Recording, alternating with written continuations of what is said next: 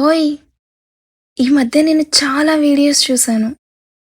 Life long sex చేయడానికి licence మాత్రమే marriage అని.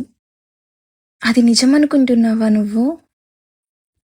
భార్యాభర్త బంధం అంటే అదొక్కటే కాదండి. అది పిల్లలు పుట్టడానికి ఒక చర్య మాత్రమే. అవును కదా! ఆ బంధంలో ప్రేమలు, పరస్పర నమ్మకం, అలకలు, సరసాలు, ఓదార్పులు, బుజ్జగింపులు, బాధలు, సర్దుకుపోవడాలు ఇలా ఎన్నో ఉంటాయి కదా! మనకంటూ ఓ తోడు దొరికిందనే భరోసా ఇవ్వడం, ఒకరినొకరు అర్థం చేసుకోవడం, ఎంత బాధ అనిపించినా భార్య ఒడిలో సేద తీరడం. ఇది ఎంతమంది అబ్బాయిలకి ఇష్టమో చెప్పండి? ఎంత కష్టం వచ్చినా నా కోసం ఒకడున్నాడు అనే ధీమా కలిగించే భర్త అనురాగం.